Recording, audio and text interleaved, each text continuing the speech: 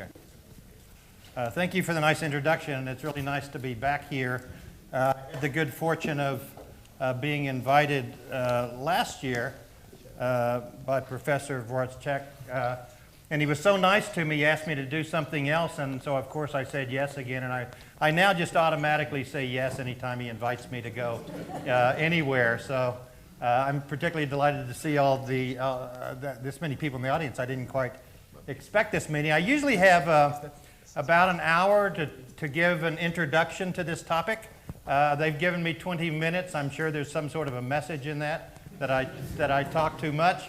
And so I'm going to try to do that, but I'm going to have to highlight a few things that I'd usually go into a little more explanation about. Clearly something's happening today. Suddenly, or at least apparently suddenly, we're finding service or services mentioned everywhere.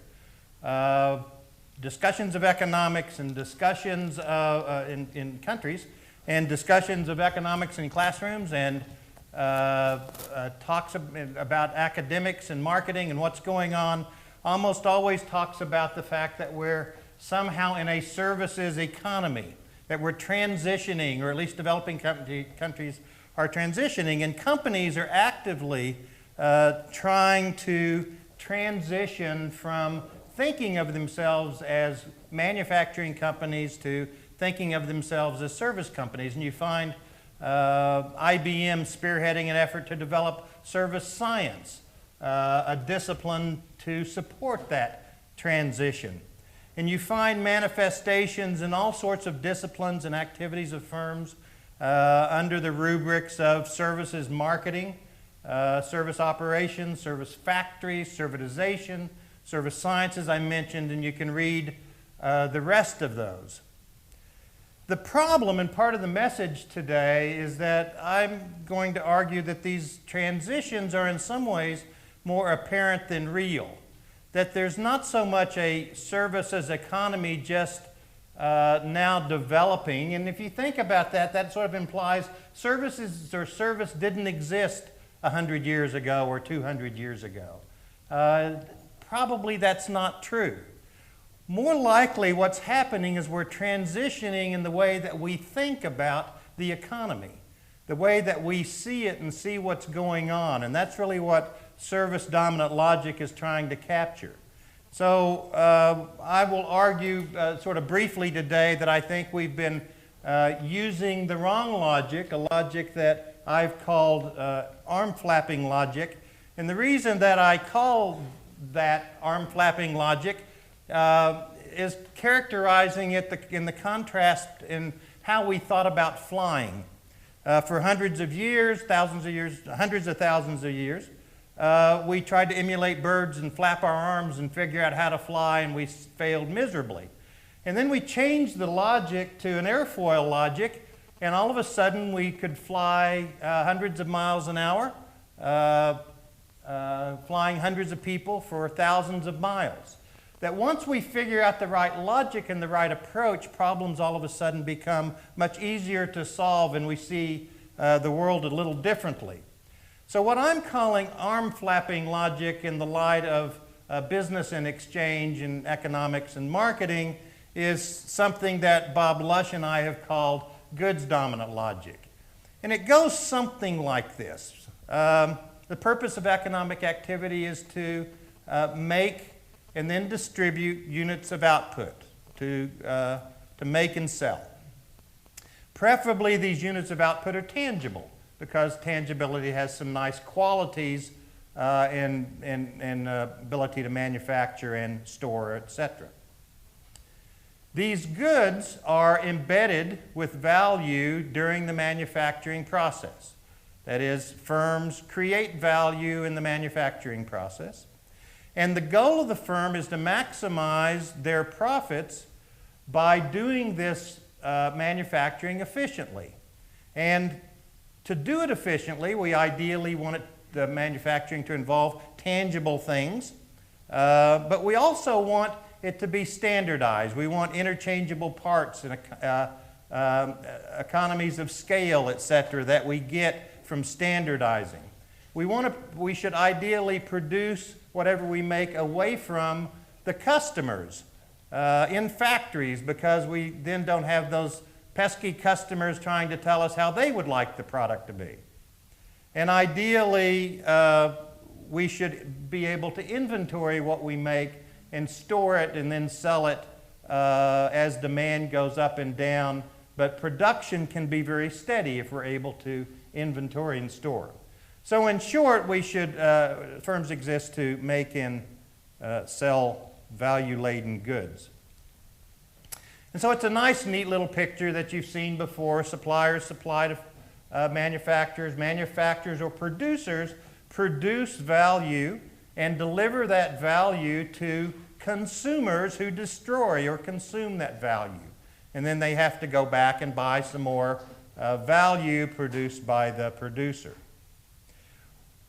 When we look at the world, particularly the intangible world and the kinds of things that are being exchanged today that don't fit the manufacturing model very well, we put them all in the category of services. And services end up through a goods logic or a goods model meaning one of two things. Either value-enhancing add-ons to the goods, so you can think about after-sale service. Be nice to people when you sell them the things that they don't particularly want, and they'll buy more of them. Or a particular type of good.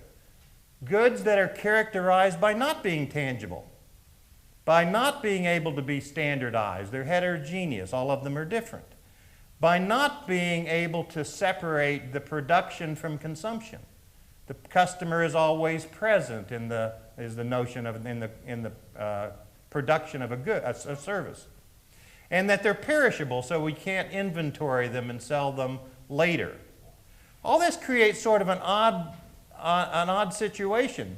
Now we've defined this move or transition into a service economy as something that's advanced past manufacturing, but it involves the creation of less than desirable economic things. It's not a very comfortable place to be if we think we're advanced economies. And I would argue that the real problem with this is that the goods model behind it is flawed. We don't in the first place buy goods because they're good. We buy goods because of things that they'll do for us. That is the service that they can provide us. We buy them not so much for their tangibility as we do their intangibility. We buy brand and we buy meanings in our life and we buy value and we combine even goods with other goods to create experiences which can't be described in terms of tangibility. We buy brand and self-image and various other kinds of meanings in our lives. Goods are not fundamentally what we have to exchange. It's not what we have to take to market. What we have to take to market is our own specialized knowledge and skills, the things we know about and can do. And it may involve, some of those may involve making a good, but it's not fundamentally what we have to take to market. The customer's secondary, sort of an add-on to the notion of a good. We see the value in the good. We don't define the value in terms of what it does for the customer. And so if this is the case, how did we get there? How did we end up with a goods model? Why did we adopt one if it's not the right model? And I'm going to do this very, very quickly, though there's a much longer and maybe more interesting story here. And we go back to Adam Smith, 1776, wrote a book and became the father of economics. And in that book, he laid a foundation for economic exchange and how that worked, but then he stopped talking about that, or largely did. And the reason that he did that is he didn't know he was going to be the father of economics, and he wasn't trying to write a book about economics. He was writing a book about the causes and the nature of the wealth of nations. How do you make England wealthy in the context of 1776? And he had started his expose by talking about division of labor, not labor digging ditches, but labor specialized knowledge and skills, applying those. I'll do something for you if you'll do something for me. Essentially what we are now calling service. But in the context of 1776, the way that you could do that was to embed the information in a good or send a person. we didn't have telecommunications, you couldn't use the internet, you couldn't send information apart from goods and people. And so he used the term productive to mean very specifically the creation of surplus tangible goods that can be exported, period. Lots of other things are terribly important to human well-being, but that productive was used only to mean the creation of surplus tangible goods that could be exported. We add to that the concept of utility coming from say, and all of a sudden we have the basis for developing a science of economics. A science of economics in the Newtonian tradition, things embedded with properties. And that became the compelling movement that develops economic science, marginal utility theory, and that becomes the basis for the disciplines in the way that we understand business disciplines and how markets and exchange work. Bob Lush and I got uncomfortable with this and read a lot of papers and a lot of work by a number of people, including Christian Grunus, who's in the audience, Gummesen, also part of the Nordic School, and I could go on with a long list of people that influenced us in rethinking some of this basic logic. And as mentioned in 2004, we published an article in the Journal of Marketing called Evolving to a New Dominant Logic for Marketing. It was accompanied by 7 commentaries by noted scholars around the world, and actually is now the most cited business publication, I think, published since 2000, even though it's only been alive half of that. Since that time, we've published a number of other articles. We've updated. This is an ongoing open source moving kind of framework, and we've updated it in a 2008 article, published a book as mentioned. And service dominant logic, as we call it, says in essence the following. Service is exchange for service. Very simple concept in one sense. But service as we use it should not be confused with the services of as seen through goods dominant logic. These are not intangible units of output. This is the use of your competence for the benefit of another party. So according to service dominant logic, we're not just entering a service economy. All economies are service economies. All businesses are service businesses. It shifts the focus away from physical resources like natural resources, building, plants, the things that are on balance sheets, to human resources, skills, knowledge, competences that people and organizations have and what they really take to market. It sees all parties as resource integrators, sort of little enterprises rather than producers and consumers. There's not an end user, there's not a using up of value. Value is instead co-created between and among the parties. Goods don't have value until they're used, and there's always what we do for somebody is always an input to their own value creation activities. We still see goods as terribly important, but goods are seen as appliances. They're transmitters of service. They're service delivery mechanisms. We tried to capture that in initially 8 foundational premises, and we expanded that to 10, and I've covered the essence of what most of those said. The first one is one of the core. Service is exchange for service, essentially is what that says. FP6, the customer is always a co-creator of value, which I've mentioned. Recently, we've added 2 others. One is this notion of a resource integrator, that all social and economic actors are resource integrators, and the other is that to understand value, you have to do it in the context of a person's life. That it's different for everybody, it's experienced, it's phenomenologically experienced differently by everybody, and it's always determined by the beneficiary. So let me clarify 3 of these concepts really quickly. One is the notion of the resource integrator. And this is the idea that what we really do as individuals or organizations or families or whatever entity we want to talk about, What we really do is get resources through service exchange from other market-facing resource integrators. That just means from companies, from other entities that exchange on the market economically. But we also get resources from private resource integrators, our family, friends, ourselves, what we bring to the table, what we already know about. And we get them from public resource integrators. So you can think about infrastructure, systems of laws, monetary systems, etc. That we get resources from all of these sources and we integrate them in new and unique ways. And in that process, we create new resources by unique combinations. And by doing that, we end up providing value for ourselves. So in concert with lots of other parties, we create value for ourselves, but in the process, we also create the ability to use these new resources as currency. So think about education. I get education through a combination of sources, market sources, private sources, talking with other people, public sources, universities, etc.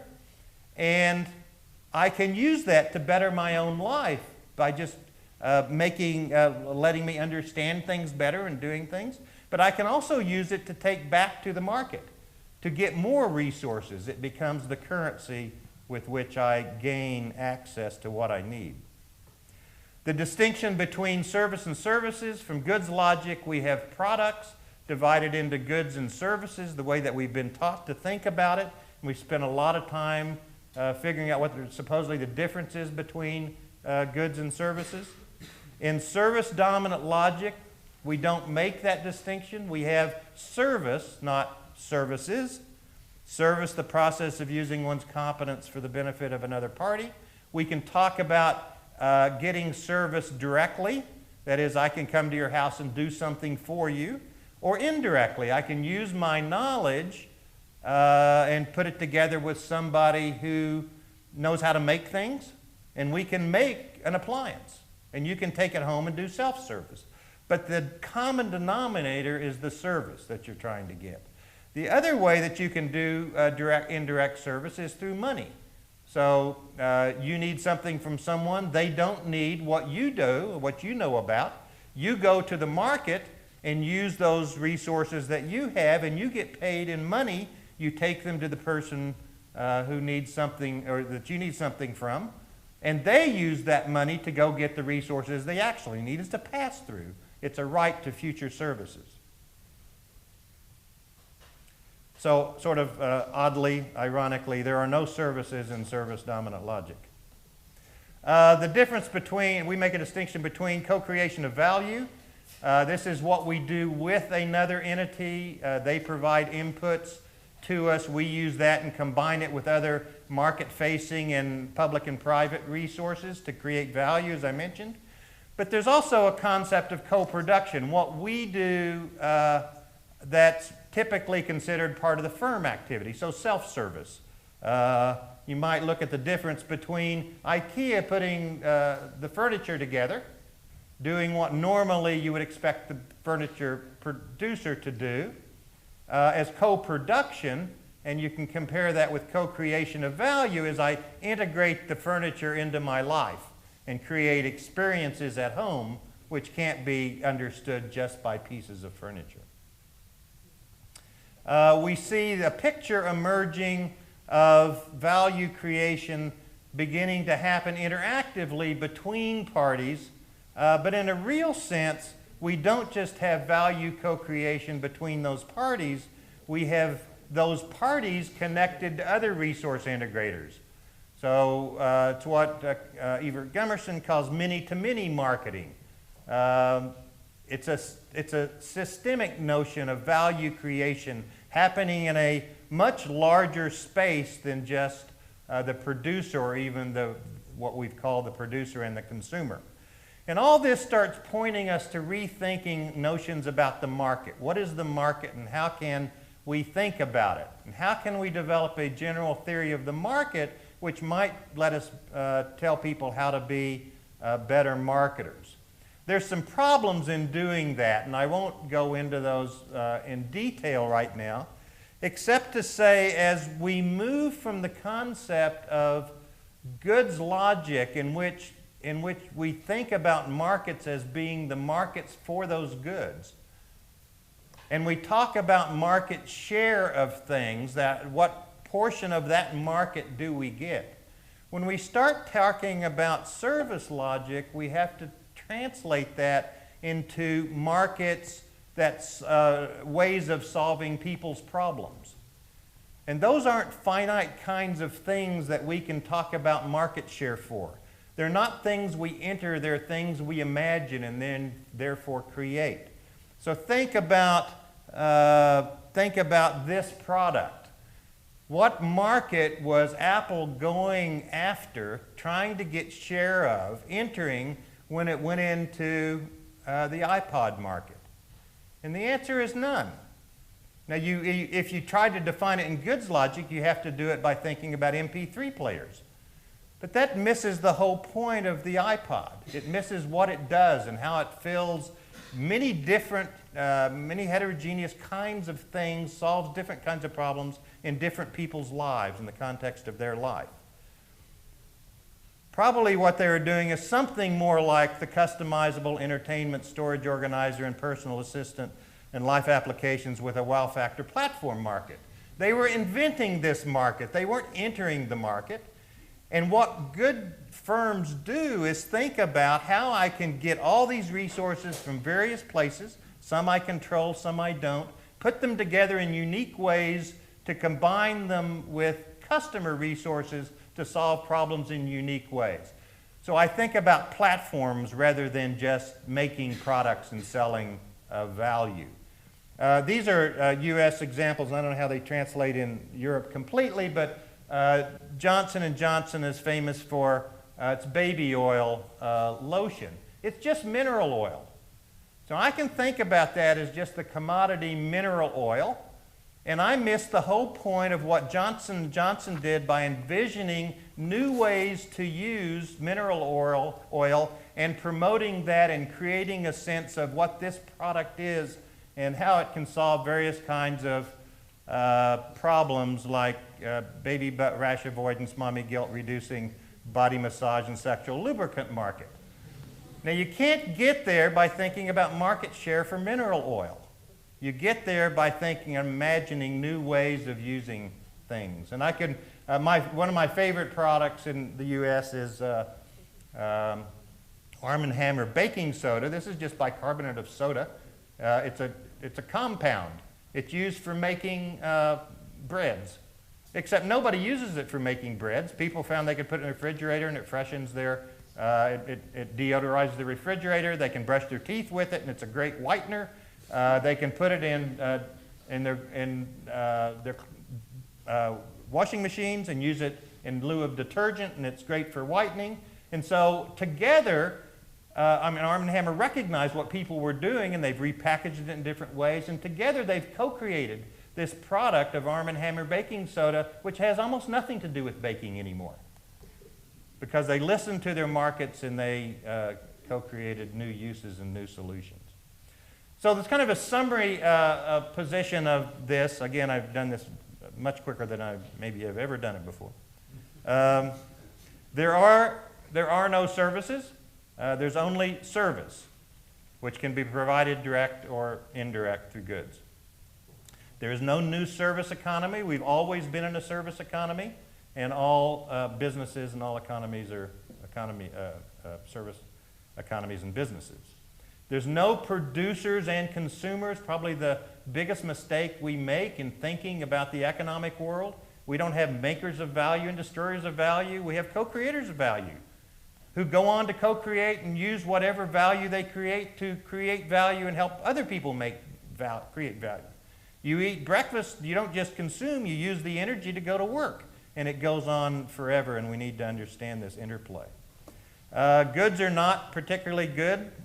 Goods are just value propositions, notions of how we might be able to create value with someone as inputs. Firms don't create value. It's always co-created. And markets don't exist. They're things we imagine and create, and that's where we need to focus our marketing efforts. So again, that's the fastest I've done this, but hopefully I surrounded it somewhat.